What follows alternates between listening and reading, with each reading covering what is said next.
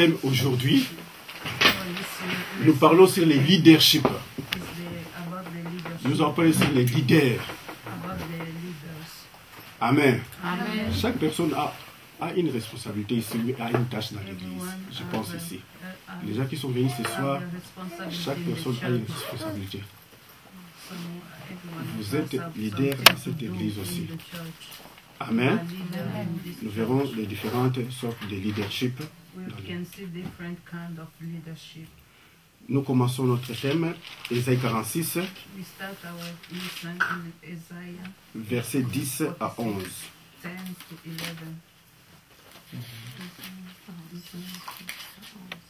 Ésaïe chapitre 46, verset 10 à 11, chapitre 14, verset 12. Marc 14. Verset 12 à 16. Je lis au nom du Seigneur, Jésus-Christ. J'annonce dès le commencement ce qui doit arriver. C'est Dieu qui est en train de dire. Et longtemps d'avance ce qui n'est pas encore accompli. J'ai dit, mes arrêts subsisteront et j'exécuterai toute ma volonté. C'est moi, l'Éternel, qui appelle de l'Orient un oiseau de proie. D'une terre lointaine, j'appelle un homme pour accomplir mes desseins. Je l'ai dit et je le réaliserai. Je l'ai conçu et je vais l'exécuter. Dieu appelle un homme pour accomplir ses desseins ou son plan. Marc chapitre 14, verset 12, la Bible nous dit ceci. Les premiers jours des pains sans levain, où l'on immolait la Pâque, les disciples de Jésus lui dirent, où veux-tu que nous allions te préparer la Pâque? Et il envoya 2 de ses disciples et leur dit, allez à la ville, vous rencontrerez un homme portant une cruche d'eau. Suivez cet homme-là. Allez dans la ville, vous allez rencontrer un homme portant une cruche d'eau. Suivez-les. Où qu'il entre, dites au maître de la maison. Le maître dit, où est le lieu où je mangerai la Pâque avec mes disciples? Et il vous montrera une grande chambre haute, meublée et toute prête. C'est là que vous allez préparer la Pâque. C'était la préparation de la Pâque. Et le Seigneur dit, la question qu'on lui a posée, où veux-tu que nous allions te préparer la Pâque? Il leur a donné l'instruction, allez dans la ville, vous allez rencontrer un homme qui porte une cruche d'eau et suivez cet homme-là. Qu'est-ce que je vais dire par cet homme? Il est porteur de la cruche. Et cette cruche, c'est une cruche d'eau. L'eau symbolise la parole de Dieu. L'eau symbolise le Saint-Esprit. Et je peux dire que l'homme que Dieu choisit pour conduire son œuvre, le pasteur, il est porteur de la cruche, porteur de la vision de l'Éternel. Dans cette vision, il y a la parole de Dieu. Dans chaque vision, il y a les réponses pour le peuple qui vont venir dans ces lieux où cet homme est en train de parler de la parole de Dieu. Donc quand quelqu'un est porteur de la cruche d'eau, le Seigneur dit, suivez cet homme-là. Donc tout le monde doit suivre cet homme-là. C'est lui le porteur de la vision. C'est lui le porteur de ce que Dieu est en train de dire. Et Dieu ne donne pas une vision pour rien. La vision est pour répondre pour les besoins du peuple. Dans la vision, il y a tout. Il y a dedans les mariages des gens. Il y a les problèmes du travail. Il y a les problèmes de la fécondité. Il y a tous les problèmes qu'on rencontre dans un lieu. La vision est là pour apporter la solution. Alors cet homme que Dieu choisit et que Dieu a donné la cruche, cette cruche est pleine d'eau. la solution à vos problèmes. Alors Dieu dit ceci dans Ésaïe, c'est moi qui choisis. Ce n'est pas l'homme qui choisit. Ce n'est pas un groupe d'hommes qui choisit. Parce qu'aujourd'hui, il y a des serviteurs de Dieu qui sont devenus des pasteurs par un groupe de gens. Ils ont fait les votes, voyant que toi tu parles mieux, tu deviens pasteur. L'apôtre Paul dit que ceci, au travers les épîtres aux Galates. Moi, apôtre Paul, je suis apôtre, non selon la volonté de l'homme, non selon les volontés des gens, mais appelé apôtre par le Seigneur Jésus-Christ. Dans son appel, il a reçu son appel de la part de Jésus. Alors l'homme que Dieu a choisi, il lui donne la vision. Ce n'est pas les hommes qui l'ont choisi, mais c'est Dieu qui l'a choisi. Et si Dieu te choisit, il va te rendre capable. Dieu ne choisit pas une personne pour échouer, mais il va les rendre capables. Alors je vais parler aujourd'hui sur le leadership. Un leader, nous verrons qui est leader. Vous, tous qui êtes auprès du pasteur, qui travaillent avec le pasteur, vous qui avez des responsabilités dans cette église, ou une certaine tâche, vous êtes aussi des leaders. Alléluia. Vous êtes aussi des leaders à la tête desquels Dieu a mis quelqu'un pour vous conduire. Alors, ce conseil de leadership, Dieu, l'église, c'est l'entreprise de Dieu. Cette entreprise doit réussir. Il faut qu'elle puisse réussir parce que c'est une entreprise de Dieu. Dieu ne travaille jamais avec un groupe de gens. Non, Dieu commence toujours par une personne. Il donne la vision à une personne. Dans une église, il ne peut pas avoir deux personnes qui ont des visions. Si celle-ci a une vision de conduire, une autre vision a une vision de conduire, des visions amènent la division. Dieu choisit une personne, il inspire cette personne. Il met en lui sa pensée, ce qu'il veut, Dieu veut accomplir. Et cette personne, ayant reçu l'inspiration de la part de l'Éternel, choisit aussi d'autres personnes qu'il fera une entité de discipline pour conduire l'œuvre de Dieu. C'est pour cela que votre pasteur a eu confiance en vous. Il vous a choisi pour que vous puissiez travailler avec lui. Est-ce que vous m'écoutez? Je suis encore au début, je ne suis pas encore entré. Ça, ce n'est que le début. Jésus avait 120 disciples. Jésus avait 70 disciples. Jésus avait 12 disciples. Jésus avait 3 disciples. Et il avait aussi un parmi qui l'aimait plus. Vous verrez les différents échelons. Quand nous voyons la résurrection, certaines résurrections dans la Bible, Jésus prend les 3 qu'on appelle les colonnes de l'église primitive. Il prend Jacques, Jean et Pierre. À la montagne des transfigurations, il est parti avec les 3. Et chaque fois, nous verrons dans certaines circonstances, Jésus prenait ce que les 3 personnes pour aller avec. Alors qu'ils étaient ensemble 12. Mais il prenait parfois ces 3. Et il savait pourquoi il prenait parfois ces 3 personnes. Et la plupart des décisions dans l'église primitive se prenaient au travers de ces 3 personnes. À un certain moment, nous verrons même presque à la fin de sa vie sur la terre, la Bible nous dit, parmi les 3, il y avait un qui l'aimait plus, c'était l'apôtre Jean. Mais en dehors des 3, il y avait aussi les 9 aussi qui étaient là. Il y avait aussi les 70 et 70 qui sont partis. Et il y a les 120 qu'il avait laissés dans la chambre haute. Donc, ce que j'aimerais parler ce soir, c'est-à-dire, chaque leader a des gens dans son cœur. des différentes dimensions. Il y a certains problèmes qui peuvent arriver. Le pasteur sait qui je peux contacter. À n'importe quel moment, n'importe quel temps, je peux contacter telle personne, je sais. Je le connais mieux. Ils sont capables dans de telles situations pour aider.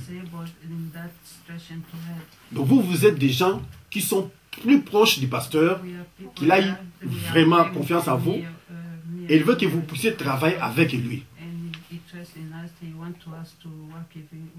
Alors lorsque le leader reçoit la vision, l'inspiration de la part de Dieu,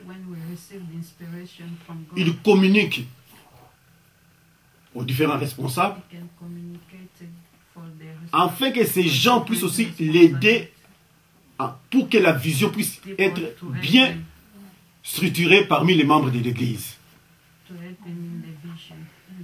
Si les collaborateurs n'arrivent pas à bien comprendre la vision, c'est difficile que les membres de l'Église puissent bien comprendre et saisir la vision. Parce que les collaborateurs, ils sont comme des pieds, ce sont eux qui font marcher la vision pour que ça puisse être accompli. Mais pour que cela puisse être possible, il faut que les collaborateurs puissent avoir l'humilité de recevoir ce que l'homme de Dieu leur a donné. Il faut qu'il y ait l'humilité. S'il y a l'humilité, l'œuvre de Dieu marchera très bien parce qu'ils ont reçu la vision, ils ont accepté la vision. Alors le premier point que je voudrais parler ce soir, nous devons savoir qu'il y a 5 sortes de leaderance ou de leadership. 5 sortes de leaderance. Premièrement, le leadership personnel. Un leader personnel, c'est être responsable, quelqu'un qui est responsable de sa vie. Tu dois être responsable de ta propre vie. Il y a des gens qui ne sont pas responsables de sa propre vie. Il n'est pas responsable de sa propre vie. Il ne sait pas même pas comment s'organiser. Organiser son temps, son programme. Un leadership personnel, c'est quelqu'un qui sait organiser, qui est responsable de sa vie. Deuxième sorte, le leadership familial. Un leader familial, tu ne peux pas devenir un leader familial si tu n'es pas responsable. Tout d'abord, tu n'es pas responsable de ta propre vie.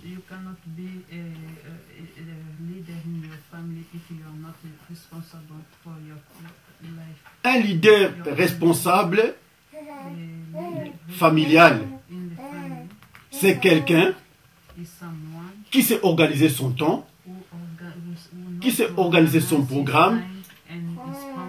Là, c'est facile de devenir un responsable au sein de sa famille. Donc, un responsable familial, c'est quelqu'un qui sait comment, tout d'abord, gérer ses enfants à la maison. C'est quelqu'un qui sait comment organiser sa propre maison, dans sa maison.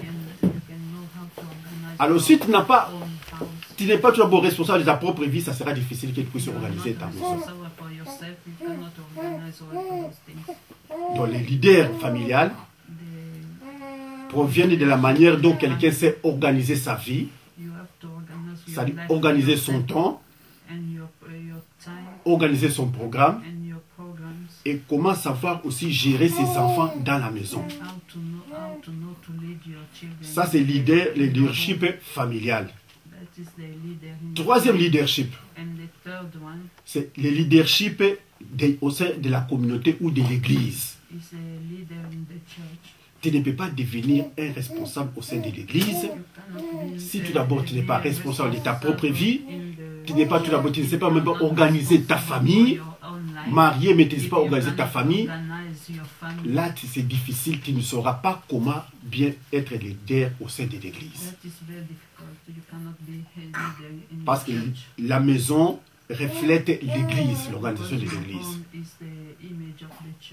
Donc un bon leader au sein de l'église, quand vous verrez un bon leader au sein de l'église, regardez bien son temps, regardez bien sa famille.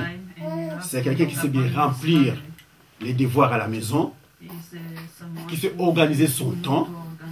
Là, il saura très bien être leader au sein de l'église. Amen. Est-ce que vous m'entendez? Là, il saura bien remplir ses fonctions au sein de l'église. Ça, c'est troisièmement. Quatrième, leadership. Là, nous parlons maintenant de leadership au niveau national. Un leader national, c'est quelqu'un maintenant qui est maintenant au-dessus, c'est-à-dire quelqu'un qui peut emballer toute la nation. Nous pouvons prendre l'exemple de Jonas. Il est venu seulement avec un seul message à Ninive. Toute la nation a fait le jeûne. Toute la nation, depuis les rois jusqu'en bas. Il est arrivé à mobiliser toute la nation pour la cause de se repentir devant l'Éternel. Ça, c'est une influence qui vient de la part de Dieu.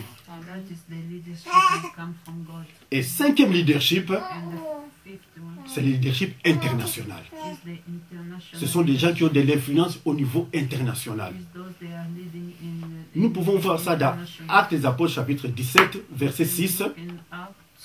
La Bible nous dit ceci, en ce qui concerne l'apôtre Paul et Silas. Ces gens qui ont bouleversé le monde, c'était à Thessalonique. Les gens commençaient, lorsqu'ils ont vu seulement Paul et Silas, ils ont dit, oh, ces gens qui ont bouleversé le monde entier sont venus aussi venir au milieu de nous. Donc, apôtre Paul, le message que Dieu lui avait donné, et Silas, leur influence avait influencé non seulement une partie des gens, mais partout où ils arrivaient, ils avaient une influence internationale. Donc, il y a des gens qui sont comme ça, qui ont une influence internationale. Donc, leur présence, ils sont portés de quelque chose, c'est au niveau international. Amen. Est-ce que vous m'avez bien écouté? Amen. Donc, 5 parties, les leaders personnels, les leadership personnel, soit responsable de sa propre vie. Ça, il faut savoir organiser son temps, son programme. Toi-même, comment ça va bien organiser ton temps, ton programme. Deuxièmement, familial. Si tu es marié, si tu n'as pas su comment t'organiser toi seul, ça sera difficile même de savoir comment gérer tes enfants à la maison. Si tu sais bien gérer tes enfants à la maison, tu sauras aussi comment aider dans l'église de Dieu. Amen. Amen. Parce que la maison, c'est le reflet de la maison de Dieu, de l'église de Dieu. Les leaders au sein de l'église, et nous avons dit les leaders nationaux, et nous avons les leaders sur le plan international. Deuxième partie. Qui est un leader? Qui est leader? Un leader, c'est quelqu'un qui est discipliné. C'est quelqu'un qui est formé. C'est une personne disciplinée, bien formée, qui est un modèle de réussite. C'est ça, un leader.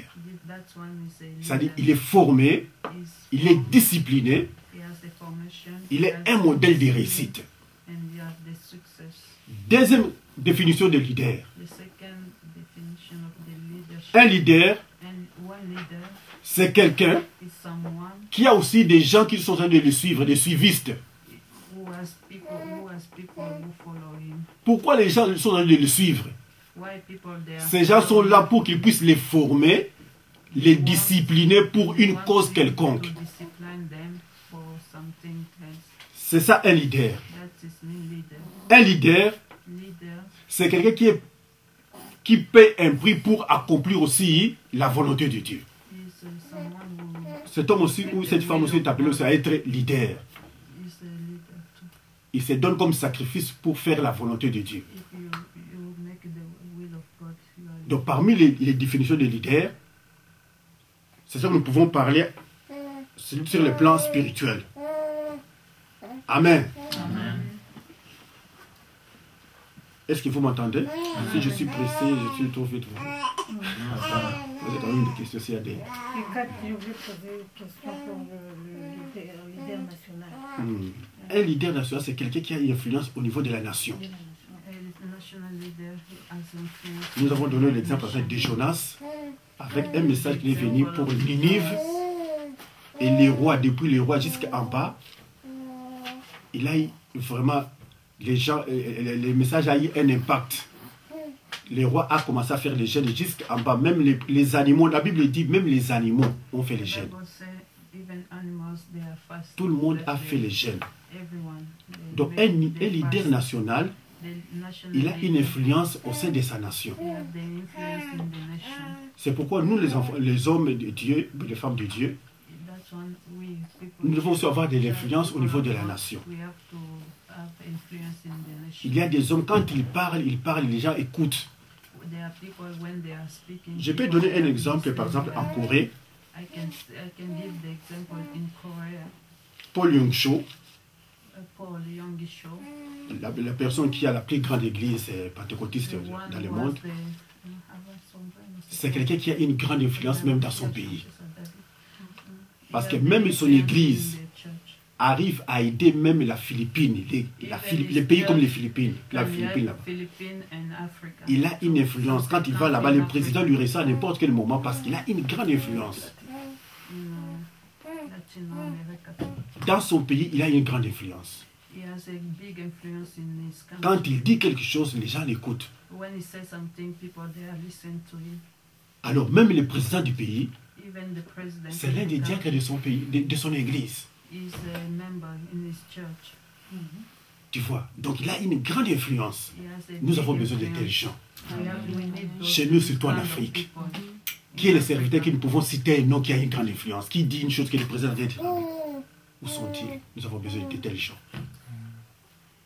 Aux États-Unis, il y a des gens. Billy Graham a une grande influence. Il a baptisé tant de présidents américains. Les présidents américains, beaucoup les sollicitent parfois pour aller demander parfois un conseil. Il faut avoir de tels gens pour avoir de l'influence. L'influence aussi nationale, comme aussi internationale. Amen. Donc Dieu nous appelle à des différentes fonctions, d'avoir de l'influence là où nous sommes. Amen. Est-ce qu'il y a encore une question? Si vous n'avez pas écouté, je vais continuer à ce moment-là. J'ai une petite question par rapport à la définition que vous donnez d'un leader. La définition que vous donnez d'un leader est applicable dans le contexte de l'Église, mais c'est également applicable dans le contexte profane. Moi, ce qui m'intéresse, c'est leader dans le sens chrétien luthien. Qu'est-ce qu'un leader dans le contexte ecclésiastique? C'est que le leadership, leadership, c'est l'influence. Tout d'abord, le leadership, c'est l'influence. C'est l'inspiration, c'est la motivation. C'est quelqu'un qui est là pour motiver les gens, pour influencer les gens. Vous êtes parmi les responsables de l'Église. Vous avez de l'influence. Vous avez de l'influence. Nous influençons les gens par notre attitude. Nous influençons les gens par notre comportement. Nous influençons les gens par nos paroles aussi influencent les gens. C'est pourquoi vous pouvez voir dans l'Église, quand quelque chose est fait, quand par exemple un membre fait quelque chose, c'est une personne qui a fait. Mais quand toi tu fais quelque chose, tu vois, tout le monde, oh non, non, non, il est aussi parmi les responsables, il est aussi parmi nous. Pourquoi? Parce que tu es appelé à influencer les gens. Tu influences les gens dans les domaines dans lesquels tu es. Tu es protocole, tu as de l'influence auprès des gens. Quand les gens viennent à l'église, tu es leader. C'est ton domaine là-bas. Tu dois savoir comment influencer les gens, comment recevoir les gens à la porte. Quelle attitude avoir à faire les gens. Quand les gens viennent à l'église, tout le monde qui vient à l'église, c'est pas facile d'être chrétien. Parce qu'il s'est fâché, il s'est tabassé avec sa femme à la maison, mais quand il vient, il est un peu fâché. Toi, tu ne sais pas, quel protocole tu dois avoir, quelle attitude qu'on va recevoir les gens. Tu lui donnes une place comme ça, il refuse. Non, non, moi je ne fais pas, je fais là-bas. Mais il faut avoir une attitude, comment recevoir les gens. Donc tu dois voir qu'il y a une influence. Donc un leader, c'est quelqu'un qui a de l'influence, qui reçoit une inspiration, qui s'est motivé, comment savoir motiver les gens. Donc en tant que responsable, tu dois savoir que je suis appelé à influencer les gens. J'influence les gens par mes attitudes, j'influence les gens par mes actes, j'influence les gens par mon comportement. C'est que je dois inspirer les gens, de motiver les gens, par-ci, par-là. Les gens ont des problèmes. Quand tu arrives là-bas, non, c'est un petit problème. Comment c'est un petit problème? Tu les expliques. Non. Tu les encourages. Non, faites comme ça. Tu les encourages. Donc Dieu t'appelle à influencer les gens, à les amener auprès de lui. Tu es un canal par lequel Dieu passe pour toucher le cœur des gens, pour résoudre certains problèmes. Ça, c'est Dieu. Mais comment nous pouvons devenir un leader? Comment on devient parfois un leader? Nous avons parlé de la définition du leadership. Donc, on parle des différentes sortes de leadership.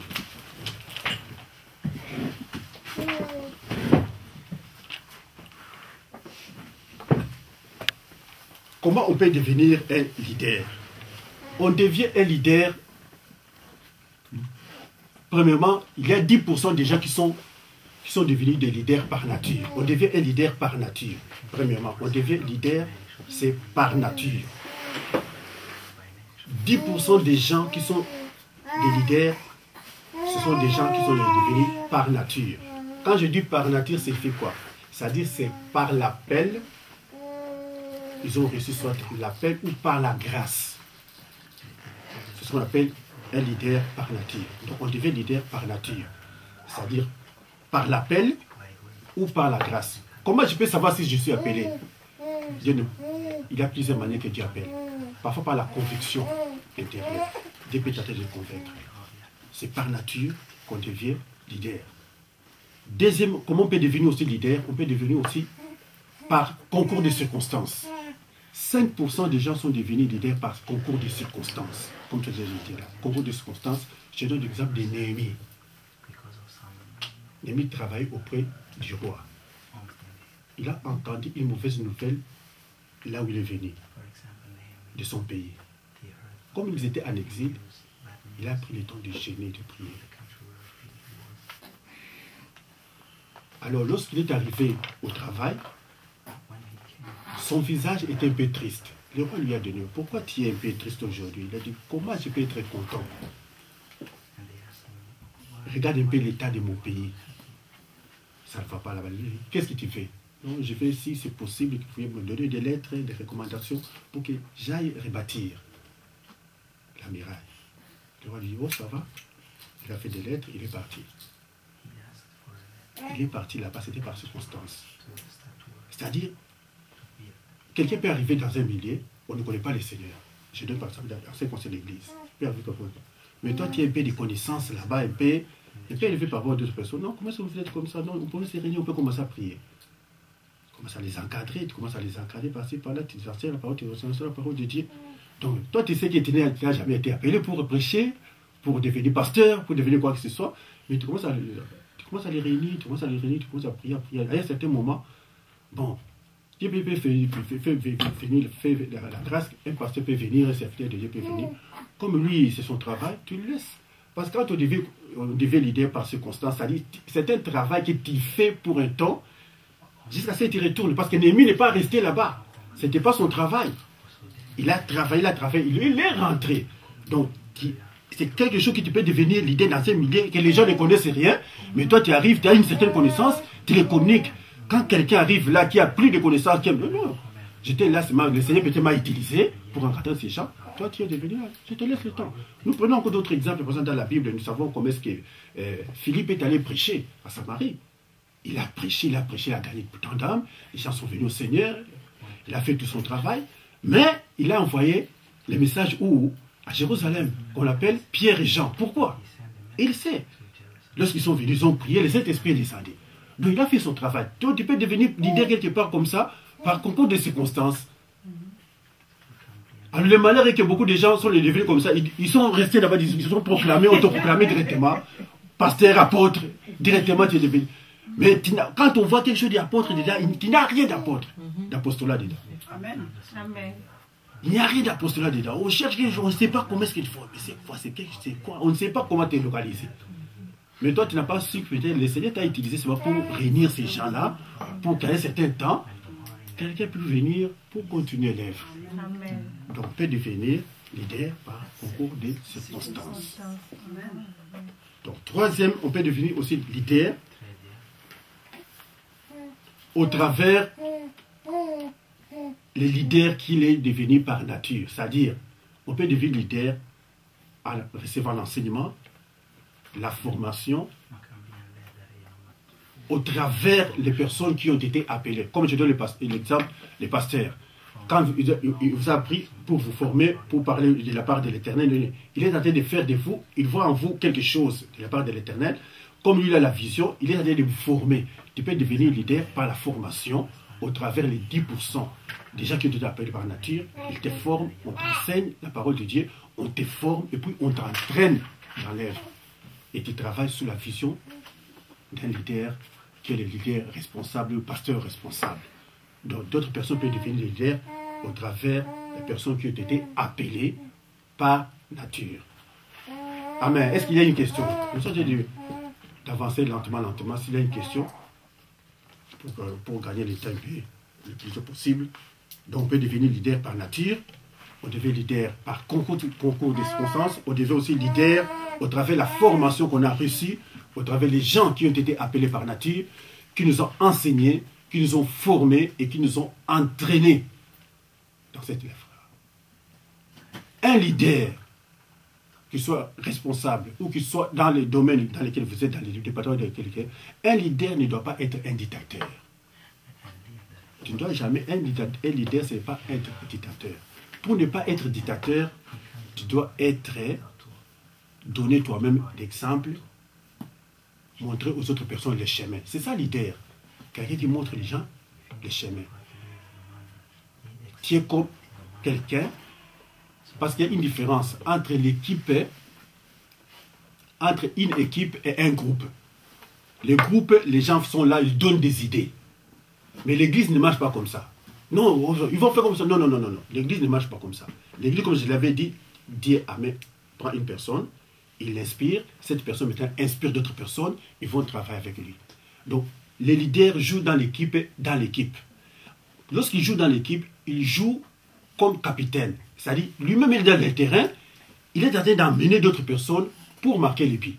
Donc, il n'est pas un dictateur, il s'assoit là-bas pour... Non, il n'est pas un dictateur. Il doit être quelqu'un qui montre les gens les chemins, il doit être le même exemplaire dans ce qu'il est en train de faire. C'est pour cela, pour éviter d'être dictateur. Est-ce que vous m'entendez bien? Tu dois éviter d'être dictateur, tu dois te montrer toi-même exemplaire. Montrer d'autres personnes les chemins. Toi-même, tu passes par ces chemins-là, tu leur montres qu'il faut faire comme ça, il faut faire comme ça, il faut faire comme ça. C'est comme ça un vrai leader. Un leader est appelé à jouer dans l'équipe comme capitaine. Il ne doit pas être ses maîtres en dehors, mais il doit être dans les terrains, jouer sur les terrains, emballer tout le monde sur les terrains du Saint-Esprit, afin que tout le monde puisse accomplir sa mission. C'est ça, parmi les rôles d'un leader. Un leader ne discute pas ce que Dieu lui a donné avec l'équipe qu'il est en train de diriger. Mais un leader discute, partage la stratégie avec les gens. Parce que la vision, ça ne se discute pas. C'est Dieu qui l'a donné. Mais comment travailler, faire fonctionner maintenant la vision? C'est là maintenant la stratégie. C'est là maintenant tout le monde doit donner son idée. Nous allons maintenant faire peut-être la campagne. Nous allons faire comme ça. Moi j'ai une idée, nous dois faire, le Seigneur m'a dit, nous allons faire une campagne d'évangélisation. Mais comment est-ce que nous allons faire une campagne d'évangélisation? La stratégie maintenant, comment mener? Là, tout le monde peut amener ses idées. Amen. Mais la vision, on ne la discute pas parce que ça vient de l'Éternel. On ne la discute jamais, la vision. Mais on parle, on partage sur la stratégie, comment faire fonctionner maintenant la vision. Nous avons besoin de faire tel. Nous avons convention. Mais qu'est-ce que nous avons fait? Parce qu'on fait de la convention. Mais comment est-ce que nous allons faire? Il faut inviter quelqu'un. Il viendra d'où? Il fait de tel pays. Quand il va venir, il faut de l'argent. Où est-ce qu'il va loger? Tout ça, c'est discuté maintenant. La stratégie maintenant commence à être discutée. Je suis non, moi, pour moi, non, on n'a pas assez d'argent. Comme ça, moi, je vais le laisser chez moi, à la maison. Bon, les transports, qui va s'en charger? Telle personne. Ça commence à se discuter. Comment est-ce qu'on fera l'œuvre? Comment est-ce qu'on fera? Mais la vision, on ne la discute jamais. Le Père, il a discuté la vision, ça vient de l'Éternel. Mais comment est-ce que Dieu a dit comme ça? Pourquoi? Non, la vision, ça ne discute pas. Mais la stratégie, comment faire fonctionner la vision, là, maintenant, l'équipe se met ensemble. Comment est-ce que nous allons partager? Comment est-ce que nous allons faire pour faire comme ça? Comment est-ce que nous allons faire pour faire comme ça? Pour faire comme ça? Celui qui a ses idées, les gens qui ont les dons de talent, de la libéralité, il faut donner telle personne. Parce que dans l'œuvre de Dieu, il n'y a pas seulement des choses spirituelles. Il y a aussi les talents, il y a d'autres choses qui jouent aussi dedans. Il faut se connaître. Tout joue dedans. Jésus-Christ a été élevé par Joseph. Joseph, c'est Joseph qui a élevé Jésus-Christ. Mais la mort de Jésus-Christ, l'enterrement de Jésus-Christ, c'est Joseph d'Arimathée qui a enterré Jésus. Où étaient les pierres? Là où il n'y a pas, la langue ne peut pas faire quelque chose, le miracle peut faire quelque chose. L'argent répond. L'argent répond. Joseph d'Arimathée a fait sortir l'argent, c'est lui qui a payé les tombeaux de Jésus. Il a pris le soin de ça. Donc vous pouvez non, le spirituel, non, l'église, tout change toujours. Il ne faut pas négliger les gens, non. Pourquoi les pierres n'ont pas enterré Jésus? Où étaient Jean? Où étaient les autres? Mais c'était Joseph d'Arimathée qui a fait sortir son argent. Donc il faut compter sur les talents des gens aussi. Les dons et les talents doivent travailler pour que la vision aille de l'avant. Un leader, c'est un exemplaire. Un leader doit montrer les gens comment marcher. Tout leader dans l'église, tout leader n'est pas appelé seulement à prêcher ou à prier devant les gens. C'est ça, parfois il y a des confusions comme ça dans les gens. Moi je suis leader, je dois prêcher ou bien prier devant. Non. Il faut savoir où est-ce que je suis limité, où est-ce que je commence, où est-ce que je suis ma limite au sein de l'église. Dans ma responsabilité, où est-ce que je commence, à qui je dois rendre compte, comment est-ce que je dois faire par-ci, par-là. Les problèmes est que dans les églises, les gens, quand vous leur donnez le travail, ils ne veulent pas donner le compte rendu. Mais il faut donner le compte rendu. Nous pouvons lire dans le livre de Marc, chapitre 6. Marc, chapitre 6.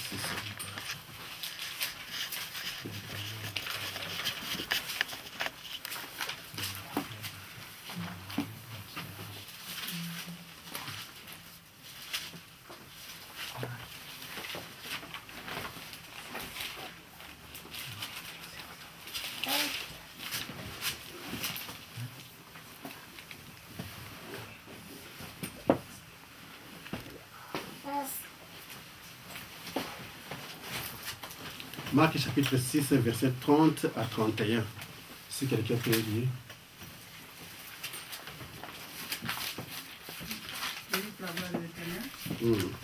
Les apôtres s'étaient rassemblés auprès de Jésus. Ils racontèrent tout ce qu'ils avaient fait et tout ce qu'ils avaient enseigné. Ils racontèrent comment tout ce qu'ils avaient fait. Qu'est-ce qu'on appelle ça? Ce n'est pas le compte rendu. C'est le compte rendu. Il leur a donné le travail, ils sont partis, ils sont rentrés. Il les appelle maintenant, ils donnent le compte rendu. On te donne le travail, il faut donner le compte rendu.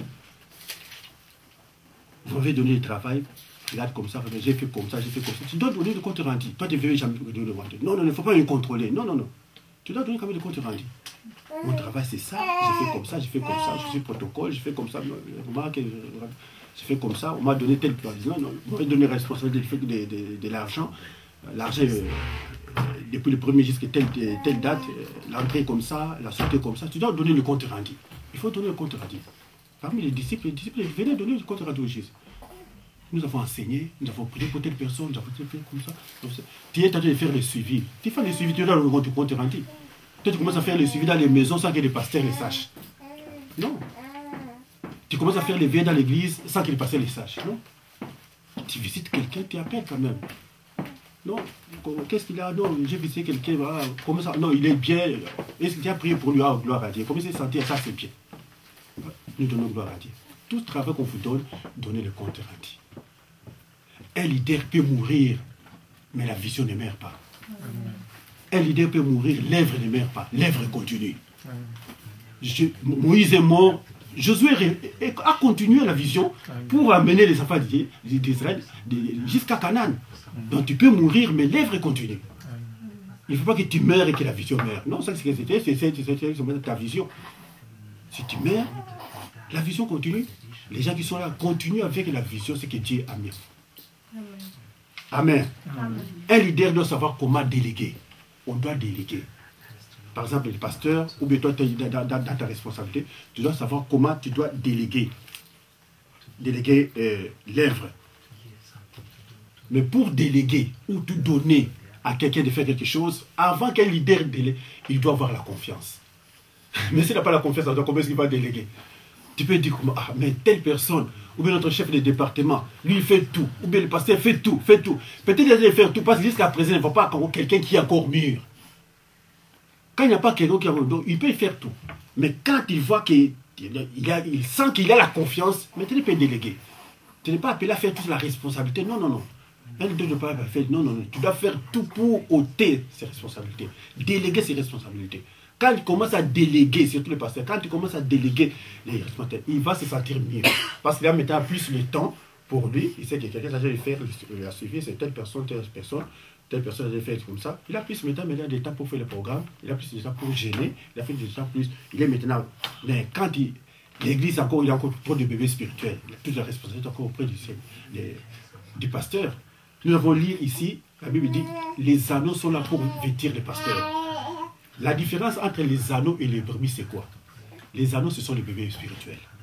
Les brebis, ce sont celles qui ont déjà grandi, les gens qui sont déjà mûrs dans l'église. Il ne faut pas oublier une chose. Ce n'est pas les bergers qui arrivent à enfanter, ce sont les brebis qui enfantent.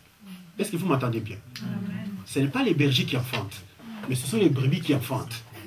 C'est-à-dire, beaucoup de choses dans l'église, ce sont les gens qui sont mûrs, c'est vous qui avez la responsabilité. Plus d'aller chercher des âmes, de les amener. Le pasteur est là pour vous paître, pour vous responsabiliser, vous donner tant de choses. Allez chercher les membres. Amenez les membres dans l'église. Le problème du pasteur, lui, c'est qu'il est allé vous investir. Il va investir en vous. Investir en vous. C'est pour cela, moi, partout, quand on m'invite, moi, mon souci, prêcher à l'église, moi, je peux prêcher à l'église, c'est bien. Mais mon souci, partout, quand tu m'as... J'aime beaucoup parler avec les collaborateurs, la ceinture des pasteurs. Parce que c'est vous qui... La réussite de l'église, c'est vous. La réussite de l'église, c'est vous. Quand le pasteur se sent mieux, il délègue, il est à l'aise. Il aura beaucoup de temps de gêner, de temps parce qu'il est bien assis.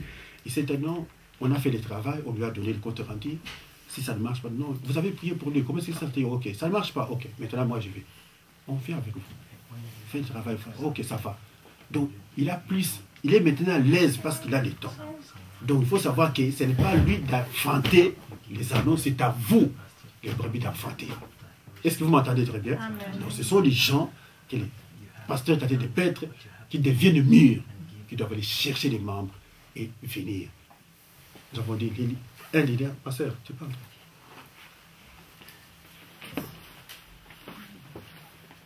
Un leader, un leader, c'est quelqu'un qui appelle à influencer les gens. Cherche à gagner des âmes. Dès que vous êtes allé chercher à gagner des âmes, qui est votre agneau, qui est votre brebis, l'agneau, l'âme que vous avez amenée au Seigneur. Cherche à amener une âme auprès du Seigneur. C'est ce qui fait même la force d'un leader.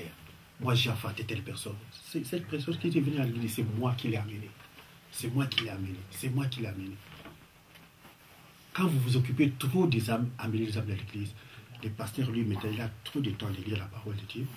Les problèmes du pasteur, ou le leader responsable de l'église, son problème, c'est le bien-être des âmes. Le souci du pasteur, il cherche à ce que vous soyez bénis. Quand quelqu'un n'enfante pas, quand quelqu'un ne se marie pas, quand quelqu'un n'a pas de travail, il faut savoir les choses. Derrière ces vestes, nous souffrons beaucoup. Alléluia. Amen. Quand vous voyez un pasteur, ah non, il y a beaucoup de choses que nous souffrons. Un pasteur, les soucis dans sa maison, nuit et jour, son problème doit se soucier le bien-être des âmes. Pourquoi telle personne n'enfante pas, Seigneur? Pourquoi telle personne n'a pas de travail? Pourquoi telle personne? Il doit se soucier de la vie des âmes qui a fait l'église. Si ça ne marche pas, ça ne change pas, il a des problèmes. que la vision est là pour répondre aux besoins des gens. Mais il n'y a pas de témoignages dans l'église. Les gens ne donnent pas de témoignages. Ni des papiers, ni de quoi que ce soit. J'étais à l'hôpital. Il fallait que je puisse mourir. On a prié pour moi. Dieu a répondu. Il faut qu'il y ait des témoignages dans l'église. C'est ça les soucis du pasteur. Les soucis du pasteur, c'est le bien-être de vous. C'est pour cela que les versets que j'ai dit, la Bible dit, les pasteurs doivent se soucier de vous, doivent vous connaître, doivent se soucier de votre bien, votre élévation, ta bénédiction. C'est la joie du pasteur. Quand tu n'enfantes pas, tu enfantes. Bien que tu puisses avoir la joie, mais la joie du pasteur est plus grande. Parce que, oh Seigneur, merci pour la prière. Tu as exaucé. C'est comme un papa dans la maison. Pourquoi un papa peut être jaloux de ses enfants de prospérer? Non, c'est à moins que tu sois sorcier. Tout ceci que j'ai mis au monde, les enfants doivent grandir. Quand il se marie, tu es fier. Quand il prend la responsabilité, il a étudié, il finit ses études, tu es fier, les enfants vont partir, tu es fier. Mais quand toi tu es là, tu es jaloux que les enfants ne prospèrent pas, c'est que tu es sorcier, tu dois être sorcier. Donc ton problème est là, le bien-être, la prospérité, l'élévation, la bénédiction des âmes à l'église. C'est ça les soucis du pasteur. Ce n'est pas le travail facile. Quand il est là, il doit se soucier. Il gêne nuit et jour, c'est pour votre bien-être. C'est pour cela que le verset a dit, maintenant les annonces sont là pour te vêtir. Maintenant, le problème pasteur, c'est sur le plan spirituel, il cherche la réponse. Mais vous, les membres de l'église, le bien-être sur le plan physique du pasteur, c'est votre responsabilité. Est-ce que vous m'entendez? Parce que la Bible dit, les annonces sont pour vêtir les bergers. Est-ce que les pasteurs, pourquoi les pasteurs ne téléphonent pas? Peut-être que le pasteur n'a pas de crédit pour téléphoner. Une personne peut venir, nous avons invité quelqu'un, pasteur. Qui va aller prendre? Pasteur, est-ce qu'il y a des carburants? Est-ce qu'il y a des pasteurs? Est-ce que vous vous souciez des pasteurs? Est-ce que qu'est-ce qu'il y a? Les pasteurs, donc, le pastorat, c'est la communication. Il faut communiquer, passer par tout demande. Les brebis doivent savoir se soucier du bien-être physique. Les biens temporels, les biens physiques, ce sont les brebis qui amènent cela. Quand Dieu vous arrive à vous exaucer, même dans l'église, parce que je parle souvent vous qui êtes déjà responsable un peu mûr dans l'église. Quand Dieu arrive à vous exaucer, des choses qu'il a déjà été faites, ton problème qui dit, Seigneur, moi je fais ton œuvre. Nous prions que l'œuvre aille de l'avant. Dans vos maisons, priez pour la stabilité du pasteur.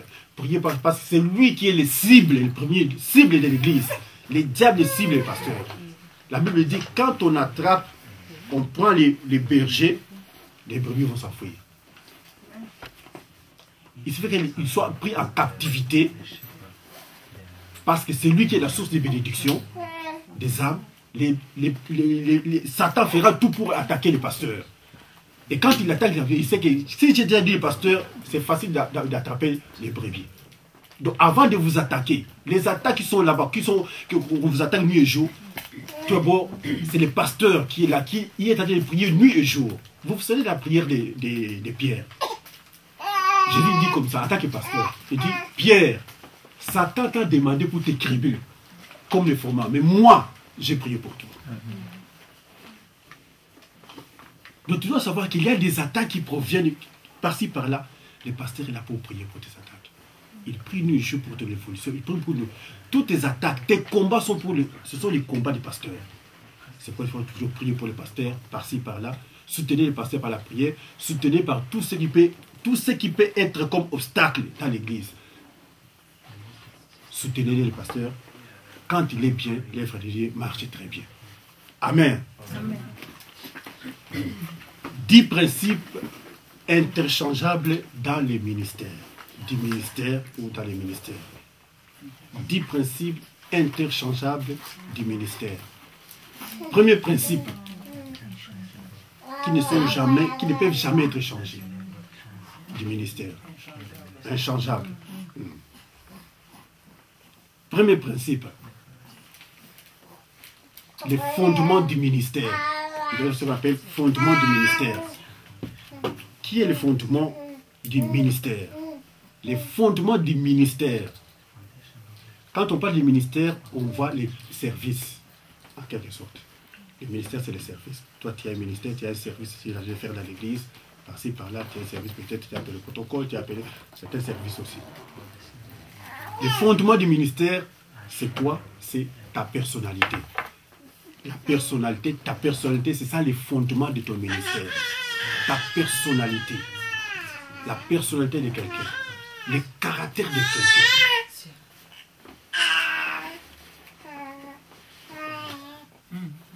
Tu cherches à avoir un ministère stable, tu cherches à avoir quelque chose de stabilité. Il faut savoir, une maison est bâtie sur un bon fondement. Le fondement de ton ministère, c'est ta personnalité. Le caractère. Nous avons dit, un leader, c'est une personne influente, mais c'est une personne qui a de la personnalité, une personne qui a du caractère. Donc les caractères, tu dois avoir la personnalité ou les caractères. Les caractères, ça s'acquiert. Ça peut s'acquérir par la parole, ça peut s'acquérir par la prière. Cherche à avoir du caractère. Si tu vas avoir un bon ministère, la personnalité, les caractères, discipline en toi. Il faut savoir comment te discipliner. Les caractères, ça s'acquiert par la prière.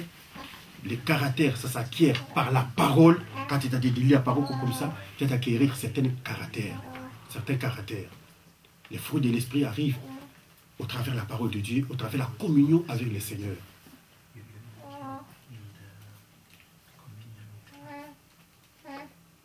Amen. Entre-temps, je me ouvrir une parenthèse.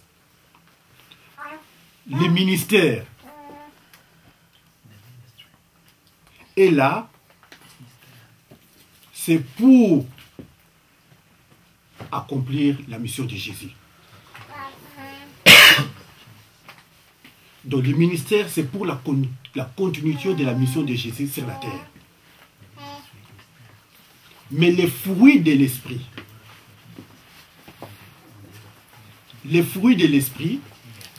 c'est pour révéler les caractères de la personne de Jésus à nous. Les fruits de l'esprit révèlent les caractères de la personne de Jésus. Les dons du Saint-Esprit sont là pour révéler les capacités spirituelles de Dieu. Donc ça révèle les capacités, de quoi Dieu est capable. Donc le ministère, c'est pour la mission, la continuité. Les dons du Saint-Esprit, c'est pour révéler les caractères de Jésus.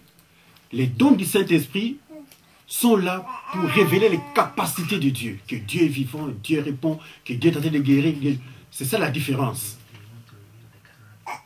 Alors dans les ministères, nous avons besoin aussi de vraiment les fruits de l'esprit.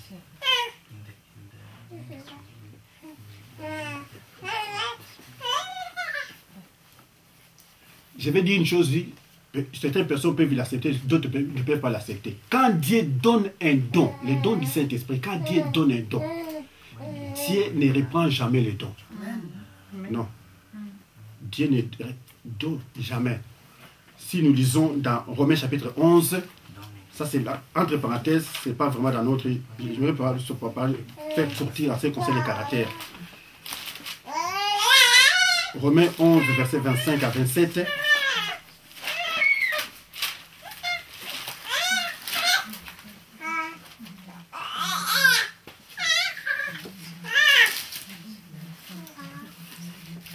« 28 à 29.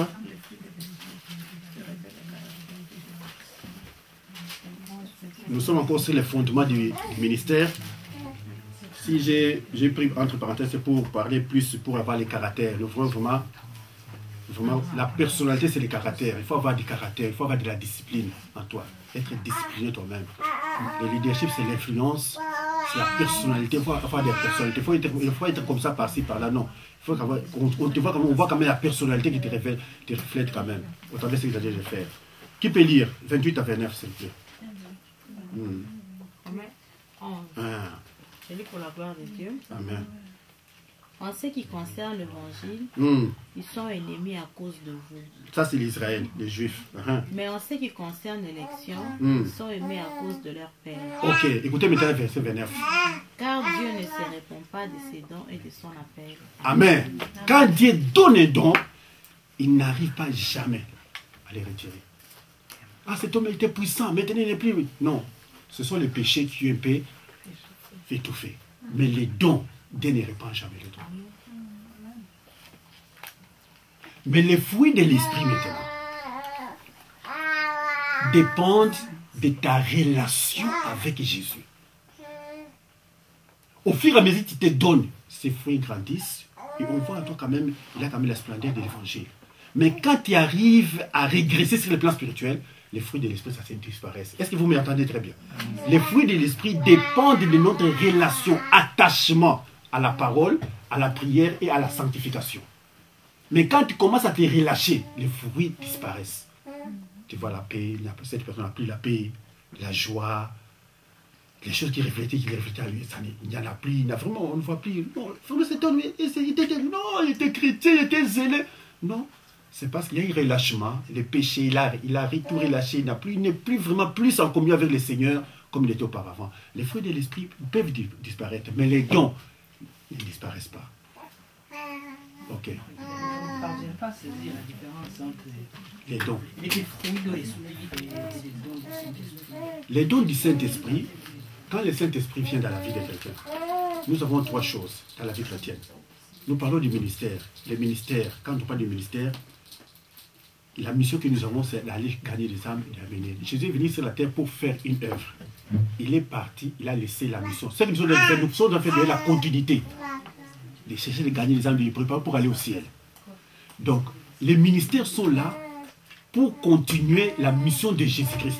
Nous avons l'évangélisation, nous avons beaucoup de choses dans les ministères. Maintenant, nous avons ces ministères-là. C'est comme on te donne un champ pour travailler. Mais tu dois avoir les outils quand il faut travailler. De quoi tu vas travailler les champs? Tu dois avoir les outils pour travailler. Parfois les machettes, les tracteurs, parce qu'il faut avoir les travaux. Maintenant, Dieu va te donner des outils. C'est ce qu'on appelle les dons maintenant.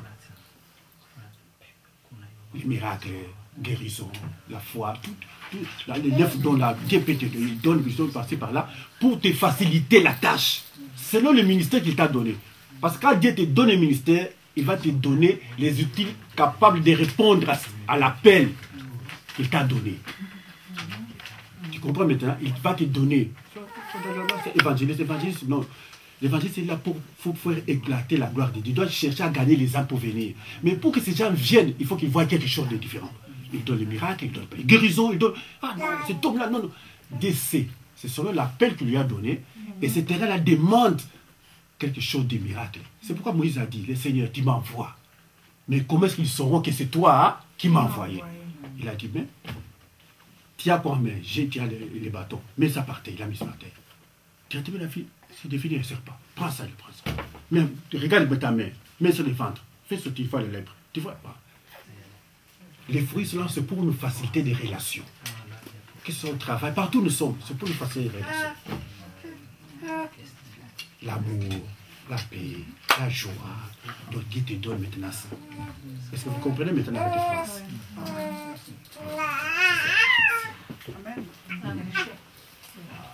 Donc c'est ça que je veux dire. Donc nous devons avoir aussi de la personnalité, nous devons aussi avoir aussi du caractère. Donc le fondement de ton ministère, c'est ta personnalité. C'est la personnalité de quelqu'un. Quelqu'un doit avoir du caractère au-delà de lui. Deuxième chose, la nature du ministère. La nature de ton ministère. La nature de ton ministère, c'est le service. La nature du ministère, c'est le service. C'est le service, c'est ça la nature du ministère. Les services. Les services, quand on entend parler de services, c'est que tu es tenté de faire pour influencer les autres personnes à travailler pour le Seigneur. Quand Dieu t'appelle à quelque chose, tu es tenté de servir Dieu. Qu'est-ce que tu es tenté de faire pour influencer? Donc tu es appelé, je dis, le leadership c'est l'influence aussi. Qu'est-ce que tu es tenté de faire pour influencer les gens aussi à travailler pour Dieu? Qu'est-ce que tu es tenté de faire? C'est ça la nature de ton ministère. J'ai une influence sur certaines choses. J'ai une influence. C'est ça les services. Qui a de servir l'Éternel? Tu dois avoir une influence, quelque chose que tu dois faire pour influencer. Donne les gens le goût. Non. Comment toi tu fais comme ça? Ah, cet homme-là, lui. Donc, c'est ça la nature de ton ministère. C'est l'influence. Les services qu'il t'a de faire, ça influe, ça doit influencer les gens, les donner le goût vraiment à venir au Seigneur, à venir servir le Seigneur. Troisième chose. La motivation du ministère, c'est l'amour. Pour motiver les gens, dans les ministères, il faut avoir l'amour. C'est pourquoi l'apôtre Paul t'a dit, tu peux faire telle chose, tu peux crier, tu peux réciter les mots, mais si tu n'as pas l'amour, c'est difficile. Pour bien communiquer, même dans le ministère, il faut l'amour. Il y a des gens qui ont des problèmes, mais tu as un message, mais tu ne sais pas comment le communiquer. Parce que tu manques l'amour. Il faut avoir l'amour. Amen. Amen. Il faut avoir l'amour. Pour motiver les gens, il faut avoir l'amour. L'amour est patient, l'amour est plein de bonté. On va savoir comment est-ce que je peux communiquer. Je dois motiver les gens. Par ton amour, tu es allé motiver les gens. La motivation du ministère, c'est toujours l'amour. Quatrième point, la mesure du ministère. La mesure de ton ministère, c'est le niveau de ton degré de sacrifice, de la manière dont tu es de sacrifier dans l'œuvre de Dieu. La mesure qu'on peut mesurer ton ministère, on te mesure par rapport au niveau de ton degré de sacrifice. La manière de te sacrifier, c'est là où on peut mesurer vraiment la manière dont tu te travailles. On dit non. Vraiment, on te mesure, on voit les manières. Quand tu te donnes paix, c'est la manière dont on va te mesurer. Donc la mesure est en train de croître, ton influence est en train de croître, la manière de sacrifice, ton degré de sacrifice, de te donner. C'est ça la mesure qu'on peut mesurer, ton niveau de ton ministère, ton niveau de ton service, qui est de servir le Seigneur. Cinquième point, le but du ministère. Le but du ministère, c'est pour révéler la gloire de Dieu. Le but de tout ministère, oh moi j'ai ministère, j'ai fait comme ça, j'ai fait comme... Ce n'est pas pour chercher notre propre gloire, c'est pour révéler la gloire de Dieu. Tout ministère doit révéler la gloire. Quand on dit la gloire de Dieu, parmi la définition de la gloire de Dieu, doit révéler la présence de Dieu. Donc Dieu doit révéler, ces ministères doivent révéler la présence de Dieu. La gloire des gens doivent vivre, doivent voir, toucher la gloire de Dieu.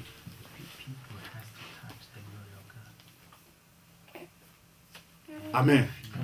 Sixième point. Premier point, qu'est-ce qu'on a dit? Deuxième point. La nature du ministère. Troisième point. Quatrième.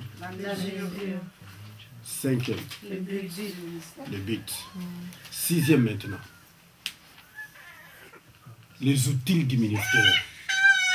Quels sont les outils du ministère?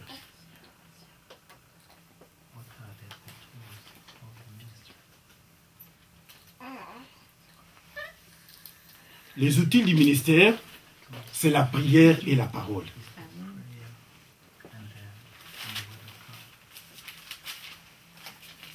Il y a un verset que j'aime beaucoup, je pense que c'est dans Luc chapitre 22.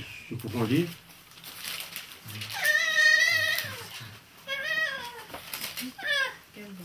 Oui, ça lit le Luc 22. Verset 35. Pour la gloire de Dieu. L'air dit encore. Jusqu'à 38. Quand je vous ai envoyé sans bourse, sans sac et sans souliers, avez-vous manqué de quelque chose? Ils répondirent de rien. L'air dit, maintenant au contraire, que celui qui a une bourse la prenne, que celui qui a un sac le prenne également, et que celui qui n'a point d'épée vend son vêtement et achète une épée.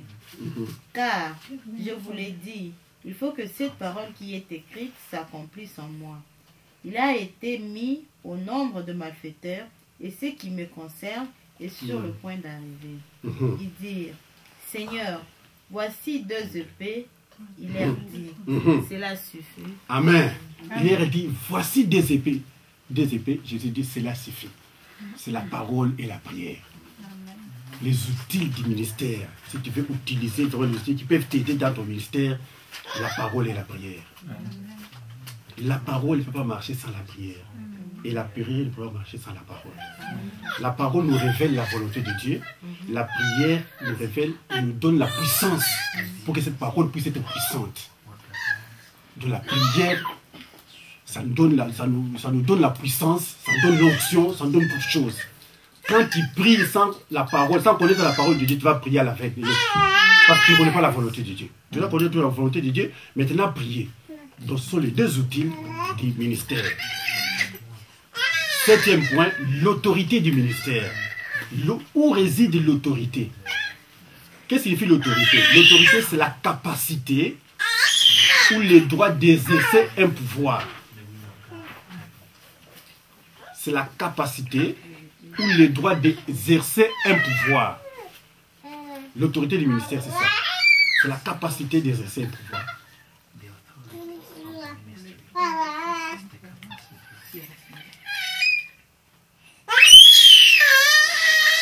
L'autorité est là pour protéger. L'autorité n'est pas là pour détruire les gens. Une autorité est là pour protéger. Toi, tu as reçu une autorité, mais tu dois connaître, tu dois protéger les gens. Comment tu peux être une autorité d'un pays, tu n'es pas pour protéger les gens? Tu laisses les gens mourir comme ça dans les guerres comme ça. Tu n'as pas une autorité. Une autorité est là pour protéger. Tu es là pour protéger les gens. Dans le service qu'on t'a donné, tu es là pour protéger les gens. Tu n'es pas là pour les détruire. L'autorité qu'on t'a donnée, c'est la capacité d'exercer un pouvoir. Mais ce pouvoir n'est pas là pour détruire les gens. C'est pour les protéger. L'autorité vient par la soumission à Dieu. Cette autorité, nous la sentons et nous l'exerçons par la soumission. L'autorité vient par la soumission. Au fur et à mesure que tu te soumets à Dieu, tu n'as plus d'autorité. La Bible dit comme ça. Si tu n'arrives pas à te soumettre à l'obéissance de la parole de Dieu, Dieu ne peut pas te donner la capacité de faire quelque chose. Quand le diable s'est rébellé contre Dieu, Dieu l'a jeté de loin. La Bible dit, soumettez-vous à Dieu. Résister au diable, il va fuir.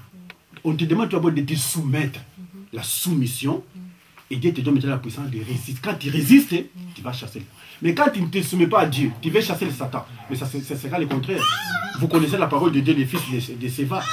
Ils étaient là parce que leur papa était serviteur de Dieu. Et ils connaissent, c'est comme non, parce que chez moi, mon mari, mes enfants, et cite le nom de Jésus, moi aussi je vais utiliser le nom de Jésus. Au nom de Jésus, les démons disent non. Nous connaissons Paul. Nous connaissons Jésus. Vous et vous. Ah! Ils ont chicoté. Les démons vous connaissent. Vous connaissez, non. Peut-être moi je ne connais pas, mais les démons vous connaissent. Vous connaissez très bien. Donc il faut se soumettre. L'autorité vient par la soumission à Dieu. Quand on se soumet à Dieu, l'autorité vient automatiquement. Amen. Les sources de l'autorité, d'où viennent les sources, certaines sources de l'autorité? Sources de l'autorité, il y a 3 sources de l'autorité.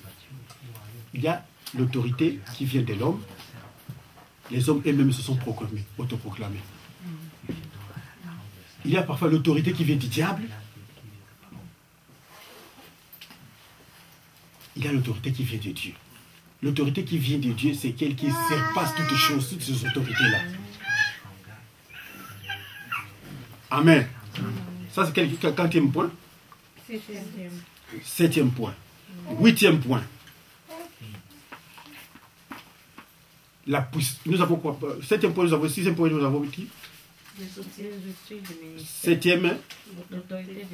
8e, maintenant, c'est la puissance du ministère.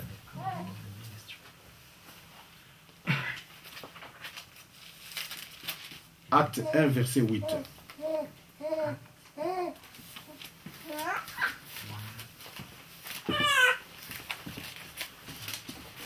Acte 1, oui. Tu peux lire. Mais vous recevrez une puissance, le Saint-Esprit survenant sur vous. Amen. Vous servez. Alléluia. Amen. Donc la puissance du ministère, c'est le Saint-Esprit. La puissance du ministère, ce ministère-là, sa puissance réside sur le Saint-Esprit. Amen.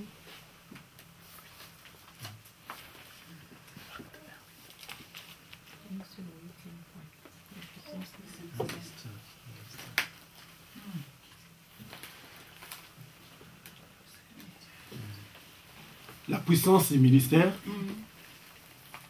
9e point, les privilèges du ministère. Quel est le privilège du ministère? Les privilèges du ministère que toi tu as. Les privilèges du ministère dans votre église, c'est la croissance. Les privilèges de tout ministère, c'est la croissance. Ça doit croître. C'est-à-dire de faire qu'on doit voir des changements. On doit voir des fruits. c'est la croissance. Et le 10e point, le modèle du ministère, c'est la personne de Jésus. Le vrai modèle de tout ministère, c'est Jésus.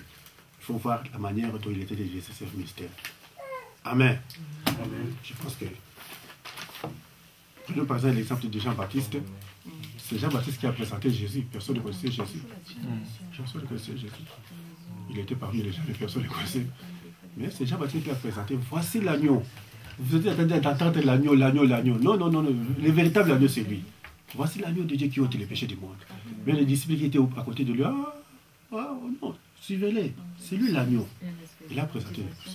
Dans la vie, ce que j'aimerais vous dire, vous qui êtes ici, soyez plus unis. Nous avons dit ici, la puissance du ministère réside dans le Saint-Esprit. Le Saint-Esprit, c'est une puissance. Ça nous révèle beaucoup de choses. Ça nous révèle beaucoup de choses. Ça nous révèle beaucoup de choses dans les songes, dans les visions, beaucoup de choses. Même dans l'église, il ne faut jamais quitter une église par une influence de personne. Quitte l'église si le Saint-Esprit te dit quitter. Si le Saint-Esprit, malgré les hauts et les bas, si le Saint-Esprit ne te dit rien, reste. Même si les gens restent 2 personnes, 3 personnes, toi reste. C'est ça, c'est le Saint-Esprit va te dire quelque chose. Il faut dépendre plus de l'écoute plus du Saint-Esprit. Qu'est-ce que le Saint-Esprit te dit? Je dois suivre les directives du Saint-Esprit. Les directives du Saint-Esprit, c'est très important. Soyez plus unis entre vous. Outoyez-vous chaque fois. Exhortez-vous les uns les autres. Soutenez l'œuvre de Dieu dans la prière. Dépendez plus du Saint-Esprit. Et entre vous, croyez en vous, entre vous. Ayez confiance en vous. Non, telle personne, le frère là est bon, mais entre vous, vous n'arrivez pas à vous mettre tel que pour non, ôtez la méfiance entre vous. Croyez en vous. Dans vos faiblesses comme dans vos forces, croyez en vous. Élevez aussi, ça va aussi élever d'autres personnes. Élever d'autres personnes. Ah mon frère, merci vraiment, ta présence nous a fait du bien aujourd'hui. Si tu n'étais pas là, peut-être on n'aurait pas à voir les caméras. Ah, si tu n'étais pas là, frère, aujourd'hui peut-être on n'aurait pas à voir de l'eau. Si tu n'étais pas là, donc, soyez quand même reconnaissants dans la vie. La reconnaissance, c'est quelque chose de bien. Ils étaient 10, ils ont été guéris, mais c'est un seul qui est venu prendre l'action. Jésus dit, les 10 lépreux, ils ont été guéris, mais les 9 sont partis sans être reconnaissants. Seul un. Et qui est venu rendre gloire à Dieu, c'est un Samaritain qui était reconnaissant. La reconnaissance, c'est quelque chose de bien. Il faut savoir reconnaître l'autre. Quand tu reconnais l'autre, il va aussi te reconnaître. Jean-Baptiste a dit non. Voici l'agneau de Dieu qui ôte les péchés du monde. Jésus n'a rien dit. Hein. Mais plus tard, lorsqu'on a demandé à Jésus, à ce conseil Jean-Baptiste, tu as entendu la réponse de Jésus. Parmi tous les hommes parmi les gens qui sont nés dans le monde, il n'y a aucune personne comme Jean-Baptiste. Jésus aussi là, il est fait. Quand tu reconnais d'autres personnes vont aussi te reconnaître. C'est comme ça. Jésus là, il est vu. Non, il doit parler de lui. Non, cet homme-là, non. J'ai vu des gens, mais parmi tous les gens qui sont nés de femmes, il n'y a aucune personne comme Jean-Baptiste. Lui, non, je le reconnais. Jean-Baptiste là, écoute-lui aussi là, reconnaît. Amen. Oui, je voulais poser une question concernant le leader. Vous avez dit que c'est le pasteur qui forme les leaders, si j'ai bien suivi. C'est le pasteur qui forme les leaders. Quand le pasteur reçoit la vision, l'inspiration de la part de Dieu, Dieu va lui dire la vision c'est comme ça, par-ci, par-là. Dieu lui parle, il prie. Dieu peut lui parler, mettre à cœur, il travaille avec telle personne, telle personne. Quand ces gens-là viennent, il va les former, c'est par rapport à la vision. Tu vois le problème? Quelle est la difficulté qu'il y a dans nos églises aujourd'hui? Toi, tu as quitté telle église, tu as quitté telle église. Quand tu viens dans cette église, tu veux que l'église produise des choses là où tu étais. Non, les choses de Dieu, ça ne se fait pas comme ça, on fait comme ça. Non. Chaque maison a sa discipline. Chaque maison a sa discipline, sa manière de conduire, d'être conduite. Chaque maison, non. La manière dont le Seigneur a inspiré cet homme, il l'a inspiré de telle manière. Mais peut-être moi, le Seigneur m'a inspiré d'autres choses. C'est comme ça même dans l'église et dans la vie. C'est comme quand on collabore dans des églises. Moi, quand je vais chez quelqu'un, j'essaie d'étudier la personne. Qu'est-ce que Dieu a mis en lui? S'il y a certaines choses qui est lui là et que moi je connais, je ne peux pas amener ça dans cette église. Je dois amener quelque chose de différent pour augmenter dans l'église pour que les gens puissent bénéficier. Tu vois, nous en Afrique, il y avait, même ici, il y a des hôpitaux. Parce qu'on dit non, ça c'est CNPP. Ça c'est Sana. Ça c'est pour les tuberculés. Ça c'est pour les gens des nerfs. C'est comme ça même les églises. Quand le Seigneur inspire, il y a des choses qui sont différentes. Il y a des choses qui doivent être conformes, mais il y a des choses différemment. Que le Seigneur peut l'inspirer. Quand il inspire, il doit former selon la vision que le Seigneur lui a donnée. Maintenant, celui qui allait former. Toi, tu étais là-bas, tu es venu, tu étais dans quel département, telle chose. Le Seigneur dit, non, ce département-là, nous avons aussi besoin de ça, mais selon moi, tu dois faire comme ça, tu dois faire comme ça, parce que le niveau de l'église, peut-être c'est niveau tel, peut-être lorsqu'on aura peut-être beaucoup de membres, tu peux faire telle chose, parce que je vois aussi c'est bien. Il peut accepter cela. Tu vois. C'est comme dans des équipes. Quand tu arrives, prenez, comment la Bible dit, la nature elle-même ne vous enseigne-t-elle pas? Prenez même des équipes, même des mondes, des équipes comme ça. Bon, peut-être parce que tu joues à Manchester, tu es venu jouer à Chelsea, tu étais là-bas neuf, tu dois être neuf ici, non? Parfois l'entraîneur te dit, non, moi chez moi, tu dois jouer 10. Parce que je vois qu'il est ton rôle là-bas. Tu vois des joueurs boudés, mais plus tard, il va non. En tout cas, l'entraîneur avait raison. Ici, tu commences à mieux. Parce qu'il voit là l'équipe, pour mieux que tu puisses mieux répondre, il te voit là-bas. Si tu acceptes ça, tu vas réussir. Mais si tu n'arrives pas à accepter ça, tu vas échouer. Tu vas échouer. Moi, je connais des grands joueurs dans le monde. Et les gens qui ont fait des noms que je ne vais pas citer. Il a été par exemple, il a été promulgué comme ballon d'or. Il est sorti les ballons d'or. On le met dans telle équipe. Il n'arrive plus à respecter l'entraîneur. Non, dites, mais toi, tu étais ici. Autrement, il dit, non, moi je ne vais pas, je vais ça. Tu ne veux pas, ok, l'entraîneur dit, à partir d'aujourd'hui, je te mets à l'écart. Je ne vais pas. Les gens commencent à dire, oh, les sportifs, pourquoi ils ne jouent pas? Ils n'arrivent pas à respecter l'entraîneur. Oh non, moi je suis Ronaldo, tu vois, Ronaldo, il n'y a pas de problème. On te met à l'écart. Tu vas aller jouer en Italie, on te met à l'écart. Tous les entraîneurs, ils se côtoient, on te met à l'écart. Les noms, c'est fini. Les ballons d'or, les noms, c'est fini. Les noms, c'est fini. On t'applique comme ça. Mais pourtant, tu as des talents. Parce qu'il n'arrive pas à respecter. Donc, le problème, c'est le respect au travers de l'autorité que Dieu a mis dans l'église. Quand tu respectes cette autorité-là, tout ce qu'il va dire, ça va. Mais si tu n'aimes pas l'autorité que Dieu a mis, même sa parole, même sa prière, Dieu ne va pas l'exaucer pour toi parce que toi, tu ne l'aimes pas. Dieu l'a mis par c'est pour toi. La prière qui va prier pour toi. Dieu, c'est Dieu qui sonde le cœur. Il voit si toi ne t'aimes pas. Il ne va pas exaucer cette prière. Il faut avoir le cœur ouvert. C'est pourquoi moi je dis toujours, quand tu évolues dans l'église, quand tu évolues ici, fais tout pour aimer l'autorité que Dieu a mis. Si tu n'aimes pas, tu ne vas pas bénéficier des choses spirituelles que Dieu a mis en lui. Amen. Donc c'est le pasteur qui doit former les gens, qui doit les pasteurs connaissent dans l'église, telle personne, peut-être quand tu vois que les gens ont grandi, peut-être à partir d'aujourd'hui, telle formation pour les nouveaux venus, frère, c'est toi qui dois commencer à prendre les nouveaux venus. Moi, je ne vais pas me donner encore pour les nouveaux venus. Tu dois pour affermir les gens, à ce qui concerne la prière, la parole de Dieu, tout. Les premiers affermissements, c'est toi qui m'as donné. Il peut donner telle personne.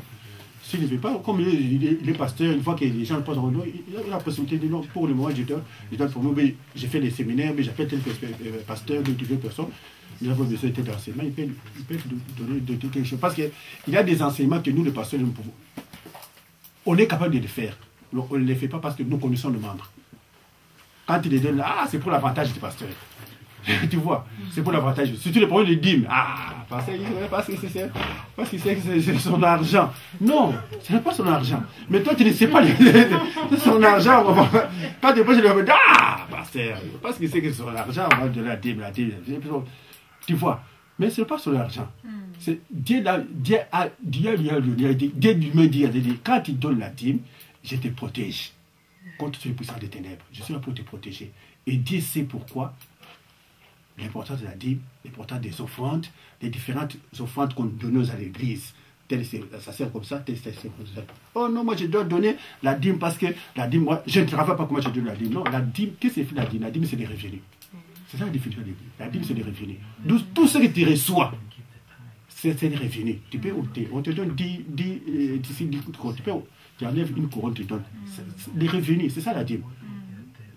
Donc, on dit, ah, moi, je ne peux pas donner. Moi, je peux pas. C'est toi-même qui t'aide à t'affermer. Ah, pour que le pasteur s'enrichisse, non. Qui t'aide à t'affermer. C'est toi-même qui t'aide à t'affermer. Les premiers qui t'aident à voir. Moi, je suis ici. Je ne sais pas si Dieu est dans cette église. Depuis que j'ai pris, Tu vas changer d'église parce que comme c'est l'entreprise d'une seule personne, Dieu, même partout là où tu vas partir, ça sera toujours comme ça. Parce que tu ne dois pas respecter la parole qui est respectée. Amen. Ok. Refine. C'est Refine. Refine. Si, j'ai revu ce point 7 là, parce que c'est une question qui m'interpelle un peu ici. Sur l'autorité du ministère. Okay. Nous avez dit que les sources de l'autorité, il y a 3. Il y a les sources de l'autorité. Quand il faut aujourd'hui, parce que certaines autorités ont été établies par les diables. Ils sont là pour mettre les gens en débandade pour n'importe quoi que ce soit passé. Moi, je dois donner un exemple. Il y a d'autres personnes qui ont été, ce n'est pas seulement dans le monde, parmi les présidents, parce que je connais même moi je connais un pasteur, là où j'étais, c'est parce que c'était un pasteur protestant. Il a enseigné très bien la parole de Dieu. Il a enseigné très bien la parole de Dieu dans une église comme ça. Ma tante y allait là-bas. Il a enseigné très bien la parole de Dieu. Il a souffert. Il a eu la maladie, il a souffert, il a tout fait. Non, il n'a pas été guéri. Mais il est allé chez les féticheurs. Un marabout. Il lui a donné, tout ce qu'on lui a donné là-bas, il est mort là-bas. Tu vois, il est mort là-bas. Je connais des serviteurs de Dieu, je connais des enfants de Dieu, je connais des serviteurs qui ont commencé avec Dieu, qui ont terminé mal. Parce que je vois une prédication, j'ai pris souvent, c'est-à-dire, il faut commencer pour terminer. Il y a des gens qui ont commencé et qui ont mal terminé. Judas a bien commencé, il a mal terminé. Mais sur la croix, les brigands a mal commencé sa vie, il a bien terminé la course. Il est parti au ciel. Donc ce qui compte, ce n'est pas le parcours, c'est la fin. La fin. Donc il y a des serviteurs, ils ont commencé avec Dieu, mais comme il a vu que d'autres personnes sont passées par là, ces derniers temps, il y a la prophétie, lui il n'a pas la prophétie, il est allé toucher les fétiches, il a commencé bien, il a pris cela, il a changé, il voit que peut-être pour lui, pour avoir plus de puissance, plus d'autorité, il est allé comme ça passer là. Donc il est allé prendre de l'autorité auprès du diable. Il a commencé à dépendre de l'autorité du diable.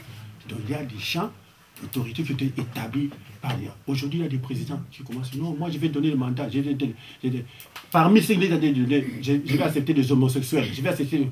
Quand il voit très bien, soit il y a des Marie Carré, des Nénété, celui qui a dit de faire tout pour qu'il puisse être président, il a dit, quand il sera président, ne m'oublie pas, pense homosexuel, pense telle chose. Ces choses-là sont contraires à faire la parole de Dieu. Quand cette personne vient là-bas, tu vas dire que c'est Dieu qui l'a mis là-bas.